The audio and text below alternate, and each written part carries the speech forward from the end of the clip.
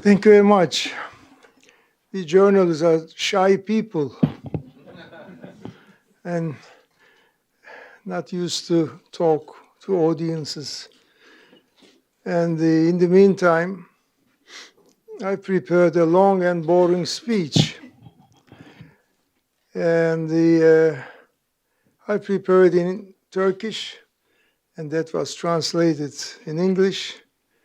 And when I start reading, it's a bit long, and I don't know how does it sound in English, but I beg your patience on that.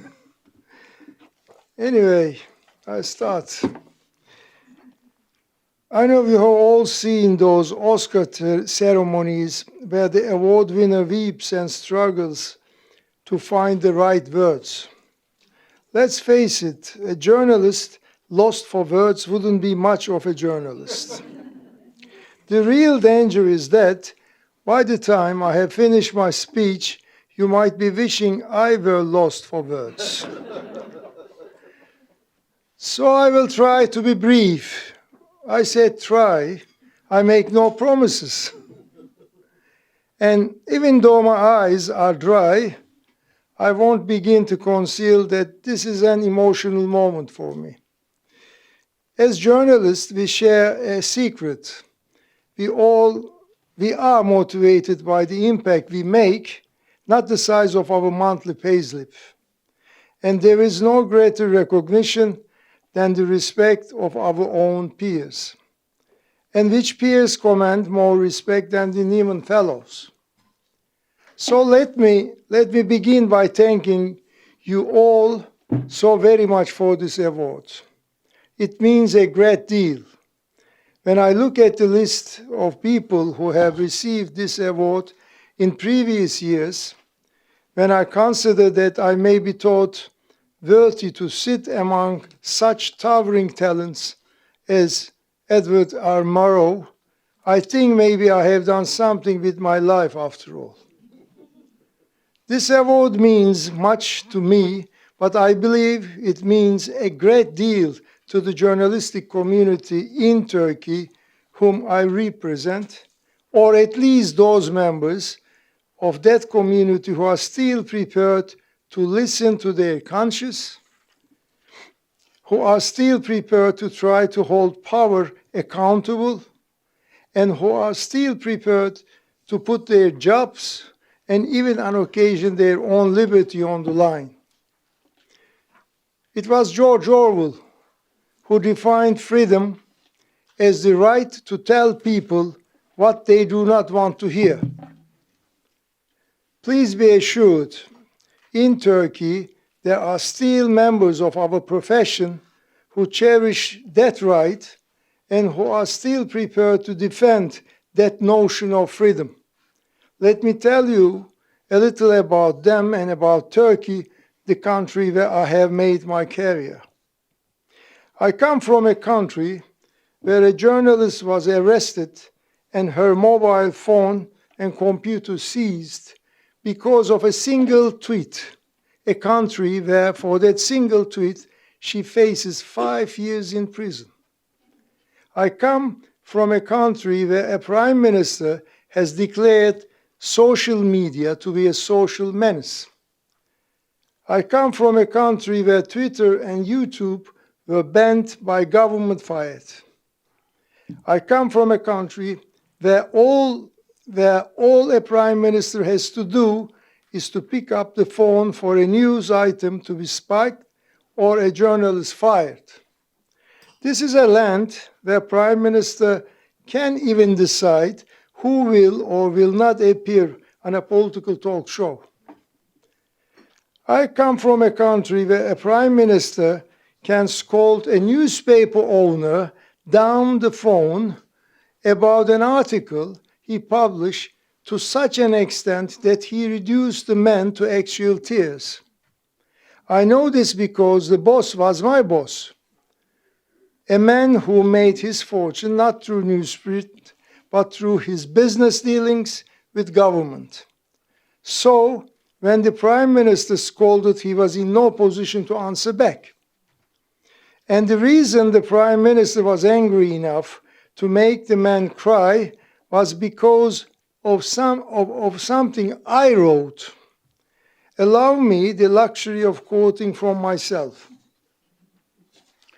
Producing a newspaper is one thing, running a country is another. Nobody should confuse the two, nor feel entitled to cross the line. I know the line is a thin one, which is why in democracies all hell sometimes breaks loose. Look at the outcry caused in America by the Bay of Pigs invasion, the Vietnam War, the Pentagon Papers, and the Watergate scandal. And look at how many times valued members of the journalist profession in America were accused of treason by presidents and those who govern. But history has always been on the side of those newspapers and journalists who, through news and editorials, stood up for peace, democracy, and the freedom of the press. I continue to quote, "It was back in the early 1990s. I was editor-in-chief of a newspaper called Cumhuriyet. One of the big names of the Turkish business community asked me for my advice as he intended to launch a newspaper. I asked him, why launch a newspaper? Do you want to have a successful newspaper alongside a successful fridge and a TV factory and a successful bank? Or do you want to launch a newspaper to leverage political influence that will be greater than your rivals and competitors? Do you want to get into the newspaper business or use the newspaper to protect your real business?" That question is more than valid today. It is at the heart of the corrupt and unwholesome relation between those in power and those whose business is to make power accountable. But not only that, it explains why a journalist elite in Turkey failed to do their jobs. Editors and leading columnists fail to defend journalism against those in power because they are unable to protect journalism from their bosses. The profession is divided and weak. In order for a relationship between media and government to acquire public legitimacy, in order for relationship between journalism and owners to obey ground rules built on respect, it goes without saying that journalists themselves must recover their own sense of integrity. We cannot sit back as if our hands were tied. Our inaction marks the death knell of democracy and an end to the rule of law. This column, the column, was never published in the newspaper I had worked for 15 years. It was enough to get me fired. But of course, I had it published on the same day on the online newspaper T24, where I have been writing for the last 2 years. Let me tell you a few other things about the country where I come from. It's a place where, during an election rally, the Prime Minister provokes the crowd to jeer at journalists, threatening women journalists in particular. I come from a country where a Prime Minister declares those who hold different opinions from his own to be traitors. In Turkey, the Prime Minister appointed as Minister of the Interior his own undersecretary, a man who gave order to a local government to break down that journalist's door and throw him in jail. If the prosecutor complains, throw him in jail too. I come from a country where a Prime Minister undersecretary can say, shut down that journalist's website. So what if there is no court order? We are the ones who make the laws, my friend. I am talking about the will of a party that received 50% of the vote. Don't worry it. Excuse my language, but screwed a lot of them. I come from a country where the Prime Minister has ensured that the profits from the large government tenders he controls are used to create media empires under his influence, where he has the final say on the appointment of editor-in-chief and columnist and on basic editorial issue. Not surprisingly, this has resulted in one-sided media totally under his control. I wish I could stop here. I know I promised to try to be brief, but there is more. I live in a country where there is an abuse of power and a media that is too intimidated to write about those abuses. The result is no great secret. It is the degradation of rule of law. We have seen the Prime Minister can get his own Minister of Justice to use his influence in the Supreme Court to overturn the acquittal of an important media tycoon, where he can withdraw a large government tender for one group he dislikes and award it to a group that he favors, where a Prime Minister can, at moment's notice, remove judges and police officers from their posts in order to cover up claims of corruption and theft that reach as far as his own family. Instead of rule of law, we have a police state. We have come to understand that a police state is one where the police do not obey the orders of the public prosecutor. It is one where those who defend the rule of law, including the head of the Constitutional Court, are attacked for opposing the rule of the majority, even when that means shutting down Twitter and YouTube. In Turkey, country's largest business organization is labeled a traitor for defending the rule of law as essential to business confidence. The Prime Minister has even accused, very recently, the central bank governor of treason for not lowering interest rates. We have witnessed a Prime Minister become so insensitive that he encourages his supporters to boo the mourning mother of a 15-year-old boy who killed by police during a protest. A Prime Minister that meddles in people's private lives, who pronounce on everything from the length of the girls' skirts to the number of children a family should have.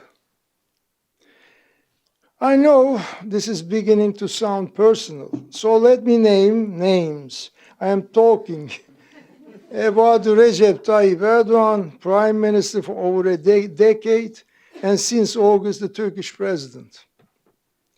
He is moving Turkey towards what he calls a presidential system, but which is tantamount to one-man rule. He has no respect for the rule of law. He has no concern for the independence of the judiciary. He does not recognize the separation of powers. He believes that democracy simply means a majority at the ballot box. He has not learned that getting the most votes is not a license to violate democratic values, nor to force the surrender of the judiciary, nor to ignore the separation of powers, to trample on freedom of expression, to destroy free and independent media, nor to subjugate the civil society. If he has not learned this by now, the chances are he never will. He's a man who could have led Turkey into the family of democracies, but who is now leading back to the wilderness. We are moving from a system of military bureaucratic tutelage to a system of civilian despotism. And all this is called by his partisans the New Turkey and even a people's revolution. Today, the choice Turkey faces is whether it can still embrace fundamental values that turn the illusion of democracy into real democracy. In Turkey, I am known for having coined the expression gazeteci milleti, or the journalist nation. The main qualification for citizenship of this nation is the ability to ask questions. Questioning is a way of life for us. And for this reason, we are not particularly popular. And those who require not just 99%, but 100% submission don't really like the journalist nation.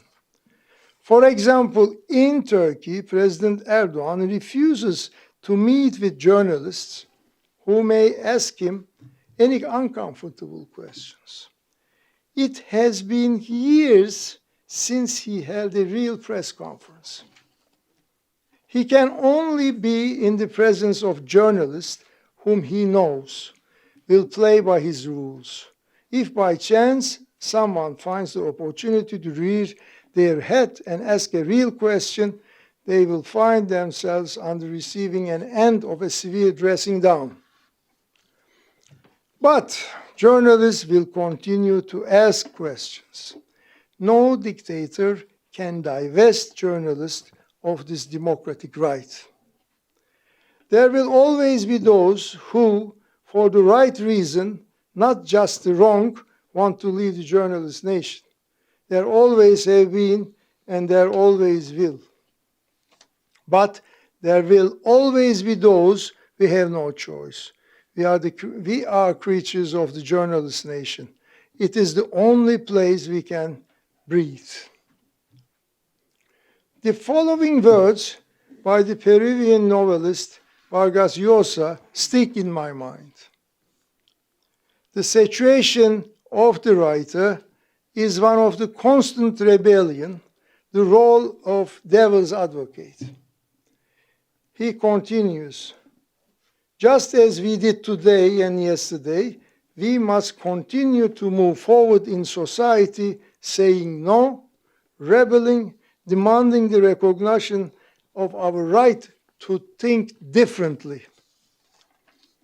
Showing that dogma, censorship, and arbitrary rule are the mortal enemies of progress and human dignity. Yes, we must continue moving forward. But for how long? I am 71 years old. I have been an active journalist for 46 years. I have never worked in any other job. During the 2006 World Cup in Germany, I'm a fan of football, I spent a month writing about that leather ball. I remember one particular day very clearly. I was taking a train to Berlin for a match. While browsing the Daily Telegraph, I read an interview with a journalist who was celebrating his 25th year in the job. 75th year in the job. Next to the article was a black and white photograph of the journalist sitting by the window of a train writing. During the celebratory dinner, someone asked him, "Why, at the age of 93, do you still switch on your computer every day?" He answered by quoting the famous Horseman poem. "Up, lad, when the journey is over, there will be time enough to sleep." I hope not all of you are asleep. I really am nearly done. I have told you about the country I come from, but I know full well there are many countries whose journalists could stand here and make a similar speech. And it is not only journalists who suffer oppression. There are many others who live under the pressure of dictatorships. So if you ask me what journalists do that makes them different, It is that we are the voice of those who have no voice. We cry out where others cannot, and we make the whole world hear the cry that would otherwise remain lodged in the people's throat.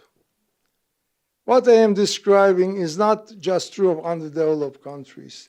As a profession, we must find ways to make ourselves heard, to shout with an ever firmer voice. I have devoted my life to this profession, and there have been times when I have asked myself whether it was worth it. And frankly, sometimes I had to answer no. When that happens, Hasan Cemal, I tell myself, you never a choice. What other job could you do? That was before I got fired. But when I did get fired, I did what any member of the journalist nation would do. I started all over again. In my case, it was T24, one of the Turkey's new and brave online newspaper. A few days after I was told to put down my pen, I woke up to mountain on the Turkish-Iraqi border with retreating Kurdish guerrillas. I went into the field to report and to write again. When I got home, I began devoting time to founding an organization called P24, a civil society organization which encourages editorial independence and quality journalism. How do we do that? The first step is not to give up. That too is not always easy. But on a day like today, standing before an audience of distinguished colleagues, witnessing solidarity and friendship, I realized that my modest struggle is shared.